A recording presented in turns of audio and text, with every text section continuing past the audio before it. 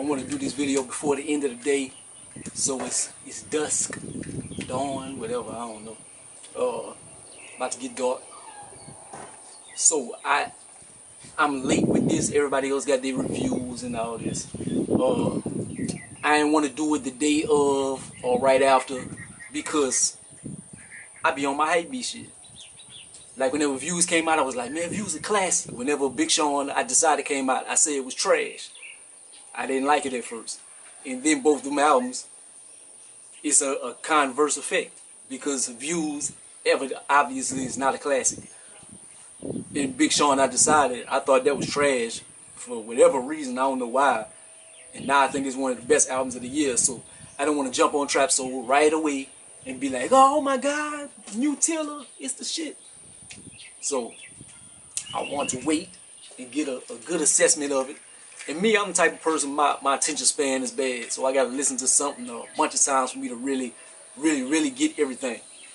So it starts off, Rain on Me. I'm not going to go through every song, but just like the vibe of the song. Like Rain on Me, No Longer Friends, Don't Get Too High. Like all of those are kind of in the same vein. Bryson Tiller, he the type of nigga, you get your ass whipped, man.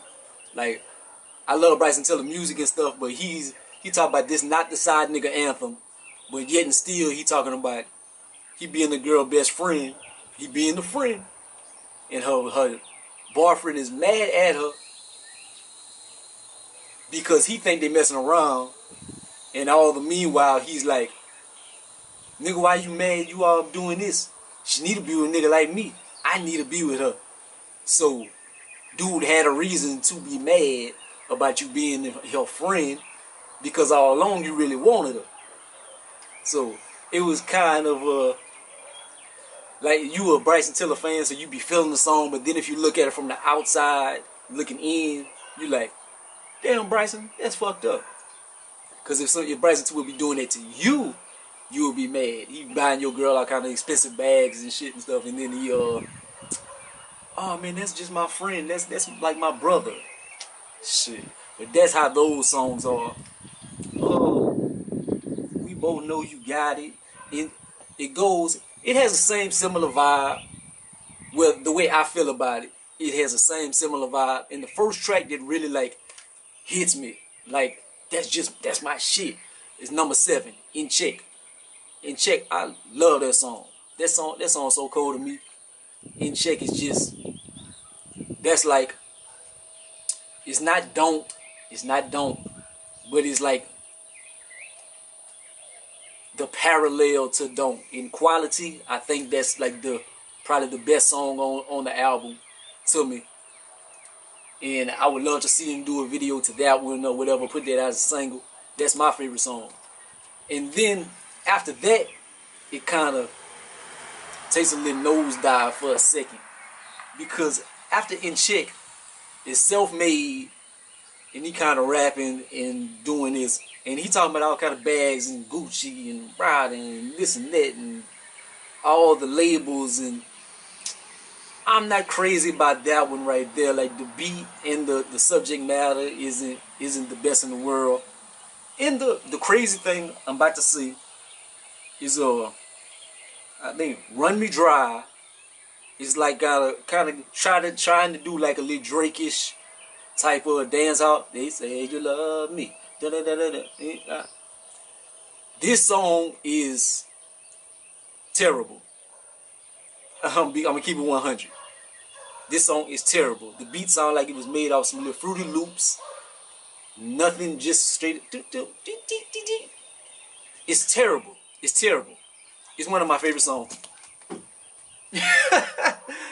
I can be honest and say this song is bad, but I like it. When it plays, I play it like 2 times. I listen to the album straight out, but like In Check, I play that a few times in my head.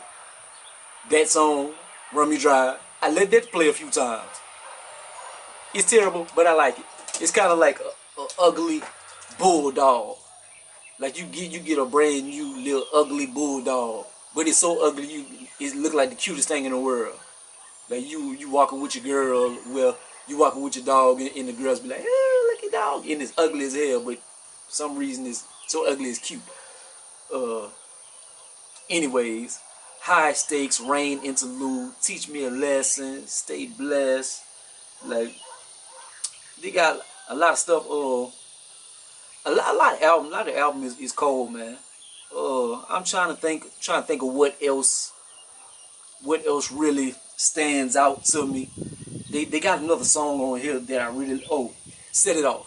Set It Off is my cut. That's the one whenever you talking about the girl she'll shoot a nigga and she'll shoot me too.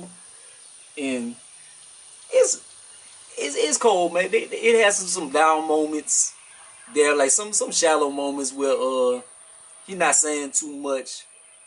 The rap stuff isn't like Rambo in that. Like, it was hard. This album automatically couldn't be a classic because it had to live up to Trap Soul, and Trap Soul is arguably a modern day classic. So there was no way to go but down. I'm not saying this is down like it's whack. It's just he had his whole life to make Trap Soul, and this right here, this is after he's been in the industry and after he's got on and stuff like that. So it's not the same amount of content as he could on Trap Soul. But the album is good, man. The album is really dope. Shit, since when I heard it, maybe that Thursday night, or maybe the Friday or something, that I've been listening to it. Today is Sunday that I'm doing this. And I easily listen to it over 20 times. Like, and I'm still not tired of it. Like, I had to force myself to listen to something else because I was just wearing it into the ground. Like, it's in the car. That's all I'm listening to. When I go to sleep, I put that on. When I'm just bored, there's nothing on TV, I'm just kicking back, I put it on. Like, that's my favorite, that's my anthem right now. It's Bryson Tiller, True to Self. Something Tells Me, they got the video for it. Y'all check that out. I think his videos on the first album was a little better. The quality of the video is superb, but the story on it, like, he's just a photographer taking pictures of pretty women. So I don't know. They got a song, maybe Before You Judge. And he talks about it could be this song, I could be wrong, but I think it's this song. And then, like, he kind of rapping, he talking about his old manager trying to extort him and stuff, and all this and that. And he wanted to stay doing simple things, man. He really didn't want to be an artist, but he got $600 loan from his home boss and stuff, and bought his equipment, and then everything exploded. And so now this is the thing that he chose, so he gotta stick with it because this is how he making this paper and all this, and he the man. But it's not something he really want. And that's a good outlook. Well, a good I like seeing people perspective, especially about fame and about their life, not just stereotypical stuff, but this is how he feels about his life and about the things that has transpired in his life since the music has started to pop. So I really like that aspect about it. The last thing I want to say about this album is Bryson Tiller is the man. Bryson Tiller, musically, the brother is super gifted and stuff like that. But he's not the star of the show. And whoever his baby mama is, we need to all give her a salute. Like, keep breaking this nigga heart. Just do the nigga dirty. Do something. Just don't. Just keep stringing him along, I guess. Because when he fall in love with somebody else, he might mess up his whole stuff. But she's the muse to his music, and that's where all the emotional content comes from. And to me, that's what I go to Bryson Tiller for. Is for that emotional content. Like, he's what Drake used to be. When Drake was, like, Drake isn't on his love shit as much. Like, he more on his I'm the man shit, and maybe he'll come through and reminisce something, but Drake was more on that Bryson stuff early. So Bryson has took it to the next level. Like, he's the opposite. Like, Drake came in mostly rapping, and then he would dabble his singing, and Bryson is more singing and he dabbles in some rapping. So I think he's the new star. Like, Drake is that right there. And my homeboy, like, I think I have a good track record of saying who stars are. Like, before Lil Wayne blew up and stuff, I was like, he was already big. He had 400 Degrees and stuff, but he was just starting his mixtape run. I was like, man, I think Lil Wayne, I think he about to get that next level, man. And show his shit think he did it. A certain other artists, I'm trying to think of who. Drake, I can't take credit. We all knew Drake was gonna be. Kendrick, I was on him a long time ago, and I was like, man, he about to be the next one.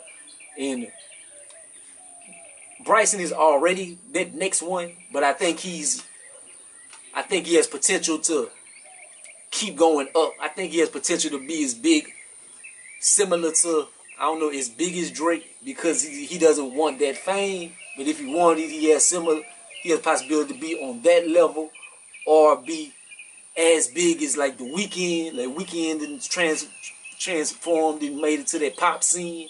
I think he has the ability to hit that level. Like if he crosses over, is out of there. But I don't think he wants that. But the brother is that talented. And my assessment of the album, me giving it a scale of 1 to 10, and I'm putting it in between 7.5, 7 point. I'm talking the points and everything.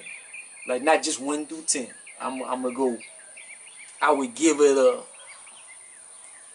8.8. Like, cause they did have some down moments. Like some of the rapping stuff. It's not that the rapping was bad, but it's just like the content and stuff. It was like kind of shallow. Like he was trying a little hard just throw something out there.